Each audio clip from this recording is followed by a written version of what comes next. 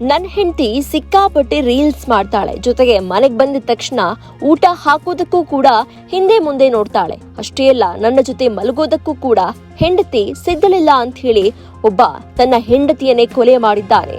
ಬಿಹಾರದ ನಕ್ಸಲ್ ಪೀಡಿತ ಪ್ರದೇಶದಲ್ಲಿ ಅವಿತು ಕುಳಿತಿದ್ದಂತಹ ಗಂಡ ಧೀರೇಜ್ ನನ್ನ ಸದ್ಯ ಪೊಲೀಸರು ಬಂಧಿಸಿದ್ದಾರೆ. ಒಂದ್ ವೇಳೆ ನಕ್ಸಲರು ದಾಳಿ ಮಾಡುವ ಸಾಧ್ಯತೆ ಇತ್ತು, ಹಾಗಾಗಿ ಆತನನ್ನ ಅಲ್ಲಿಂದ ಕರ್ತ್ಕೊಂಡ್ ಬಂದಿದ್ದೀವಿ ಅಂತ ಹೇಳಿ ಪೊಲೀಸರು ಮಾಹಿತಿಯನ್ನ ಕೊಡ್ತಾರೆ.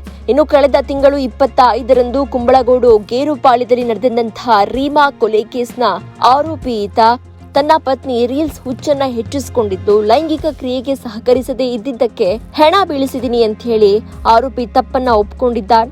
ಬಿಹಾರದಲ್ಲಿ ತಲೆಮರೆಸಿಕೊಂಡಿದ್ದ ಆರೋಪಿಯನ್ನ ಪೊಲೀಸರು ಬಂಧಿಸಿದ್ದಾರೆ.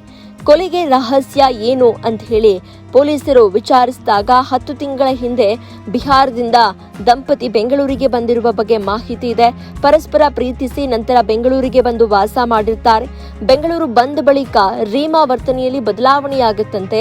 ಮನೆಯಲ್ಲಿ ಸದಾ ರೀಲ್ಸ್ ಮಾಡ್ತಾ ಕಾಲಹರಣ ಮಾಡ್ತಾ ಇರ್ತಾಳೆ. ಅಲ್ಲದೆ ಲೈಂಗಿಕ ಕ್ರಿಯೆಗೂ ಕೂಡ ವಿರೋಧವನ್ನ ವ್ಯಕ್ತಪಡಿಸ್ತಾ ಇದ್ಲಂತೆ. ಜೊತೆಗೆ ತನಗ್ ಬೇಕಾಗುವಷ್ಟು ಮಾತ್ರ ಅಡುಗೆ ಮಾಡಿಕೊಂಡು ತಿಂದು ಮಲಗ್ತಾ ಇದ್ಲಂತೆ. ಕೊಲೆ ನಡೆದ ದಿನ ಕೂಡ ಇದೇ ರೀತಿಯಾಗಿದೆ.